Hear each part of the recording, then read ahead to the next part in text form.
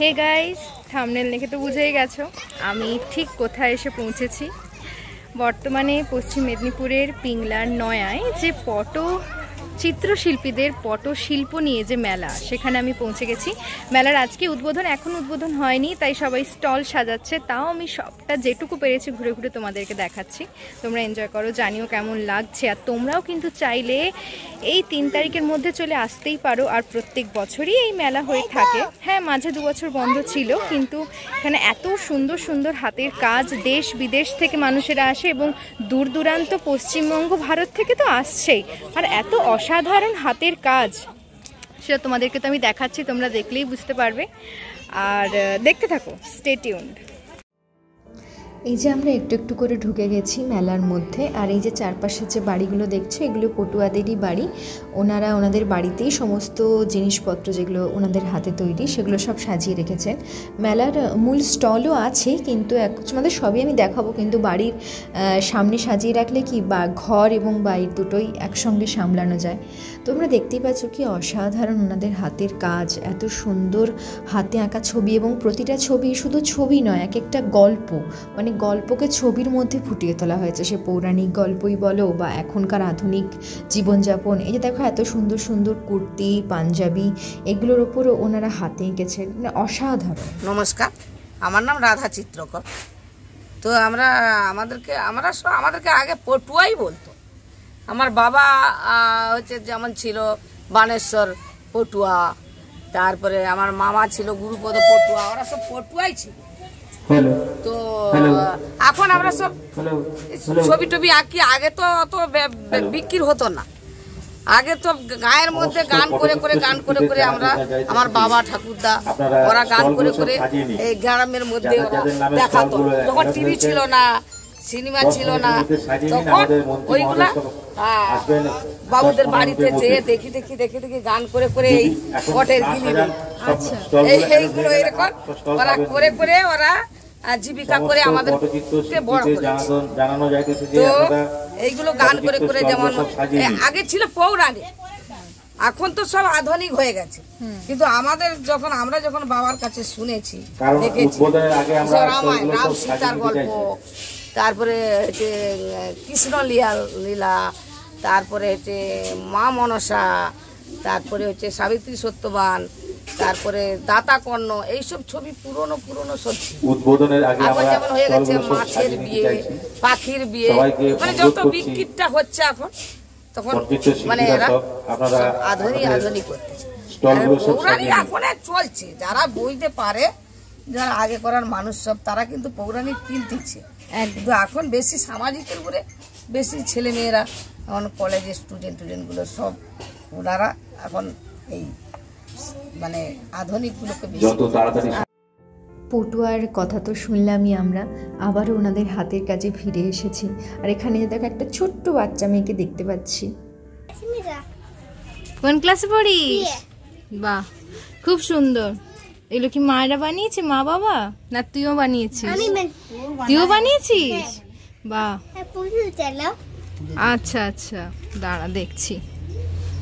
এই যে এত সুন্দর সুন্দর হাতের কাজ, মানে দেখলে মনে হয় যে এগুলো আদেও কি হাতে বানানো নাকি কোনো ছবি, কিন্তু একদমই না, হাতে বানানো। এবং শুধু যে হাতে বানানো এমনটা না, ভীষণই তো আগেই তোমরা শুনলে যে আমাদের মানে কোনো দামি রং বা দামি কোনো তুলি, কোনো কিছুই না, খুব আশেপাশের সাধারণ জিনিস থেকে নিজেরা রং তৈরি করে, এবং খুবই ঘরের গ্রামের সাধারণ গৃহবধূ বা পুরুষেরা, তারা তাদের হাতের কাজের মাধ্যমে এই সব কিছু ফুটিয়ে তোলেন।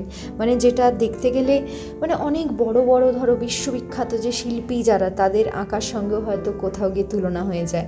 কিন্তু আমরা তুলনাতে এখন যাব না, আমরা শুধু এখন মুগ্ধতায় ডুবে থাকবো। এবং সত্যি তো ওনারা বিশ্ববিখ্যাত শিল্পীই বটে। দেশ বিদেশ থেকে ওনাদের এখানে ওনাদের আঁকা কিনতে আসে এবং পর্যটকরা এসে ভিড় করে। এবং আমি যে আজকে এসেছি না, মানে তোমায় কি বলবো, তোমাদেরকে বিভিন্ন জায়গা থেকে মানে সব খবর পেয়ে ছুটে ছুটে এসছে, পশ্চিমবঙ্গেরই বলো, ভারতেরই বলো, বা এদেশ ওদেশ। আর এই যে দেখো, এখানে আমরা আবার একটা মিউজিয়াম মানে দেখতে পাচ্ছি, আমি ঢুকলাম, তোমাদেরকেও দেখায় যে এখানে সব পুরনো দিনের সব ডাক টিকিট, তারপরে বিভিন্ন দেশ বিদেশের টাকা পয়সা, এগুলো সব জমিয়ে রাখা রয়েছে।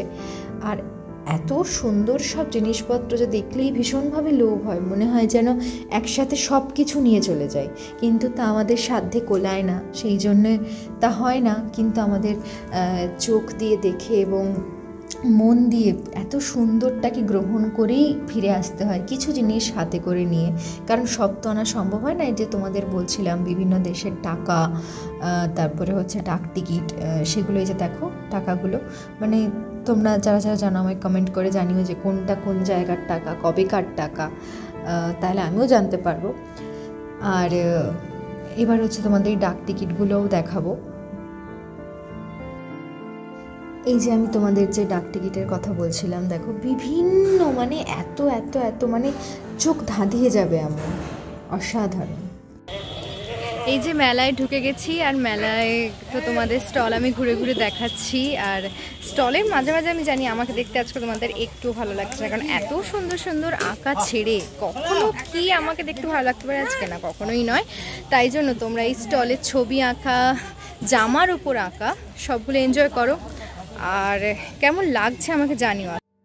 মিউজিয়াম থেকে বেরিয়ে আবারও বিভিন্ন বাড়ির আশেপাশে আমরা চলে এসেছি, যেখানে ওনারা ওনাদের সমস্ত হাতের কাজ সাজিয়ে বসেছেন, এবং আমাদের দেখতে পেয়ে ওনারা যার পর নাই খুশি। ওনাদের যে এই সমস্ত আঁকা, তার গল্প বিশ্লেষণ করছেন, তারপরে তারা তাদের সমস্ত যে সুখ দুঃখ সব কিছু জড়িয়ে আছে প্রত্যেকটা আঁকার সঙ্গে, এবং তাদের এই আঁকাগুলো মানে ব্যস্ততম জীবনেরই একটা অংশ, মানে আঁকার জন্য যে একটা আলাদা সময় বার করে একদমই না, আমার তাদের কাজের মাঝে মাঝে, কাজের ফাঁকে ফাঁকে এই আঁকাটাকেও নিজেদের একটা দৈনন্দিন কাজের মধ্যে ধরে নিয়েই ওনারা এর মধ্যে ভালোবাসা দিয়েই ফুটিয়ে তুলেছে।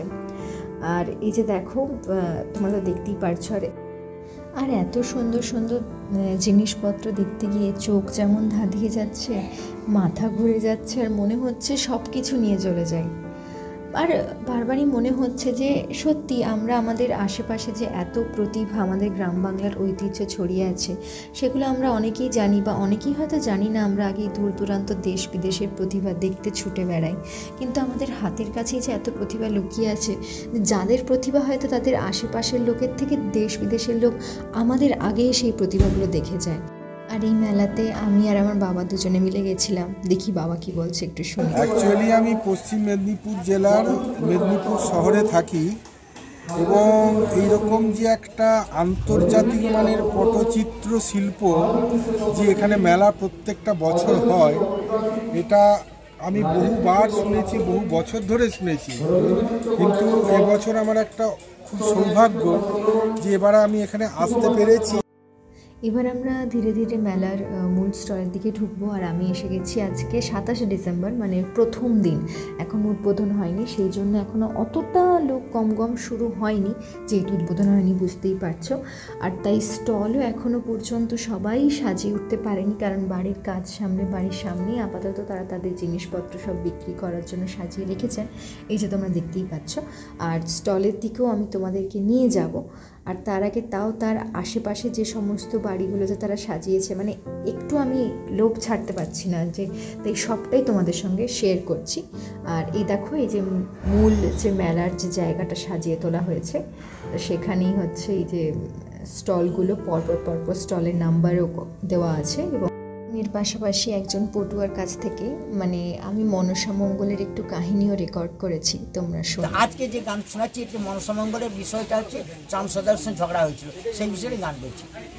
ও গো জয় দিয়ে বুঝিমা গো জয় বিষ হরি, আর পদ্ম ফুলে জন্ম নেয় মা মনসা কুমারী, অষ্টকোটি নাগ লয়ে মা মনসা চলে যায়, তার দিকে দুষ্ট চাঁদ সদাকর আর চোখে চায়, ওরে আর চোখে চাই রে বেনে মোচড়ায়ে দাড়ি, আর কাঁধে তুলে নাচে বুড়া গো হেতালের বাড়ি, যদু বিটি ঢেমনের গো লাগাল যদি পাই, মারিয়া হেতালের বাড়ি তার কম্ভর কুচাই, সেই কাল বিষ হরি গো আপনি শুনিল, ক্রোধ করে চাঁদ সদাকরে 6 পুত্র খেলো, 6 পুত্র খেয়ে 6 গো বধূ হইল রাড়, আর জন্মে নাহি গাই গো বুড়া করার পুষ্পদান, 3 গাই না গীত গাই গো মধুরস বাণী, সদা এসো মুড়ে বুড়া গো চ্যাং মুড়ি খানি। আজকের মতো ব্লগটা এই পর্যন্তই, এবার বাড়ি ফিরে যাওয়ার পালা। আজকে সবে মেলা শুরু, অবশ্যই আমার ব্লগটা পোস্ট করতে একটু দেরি হচ্ছে, মানে একটু দেরি হয়েছে। তোমরা কিন্তু একদম দেরি না করে মেলায় চলে এসো। মানে এটাকে মেলা বলবো না পটচিত্র প্রদর্শনী বলবো, তোমরাই বলো কি বলা উচিত। তো আজকের মতন কিন্তু টাটা, আবার নেক্সট ভিডিওতে তোমাদের সঙ্গে দেখা হবে। আর ততদিন অবধি সুস্থ থেকো, ভালো থেকো, স্টে টিউনড।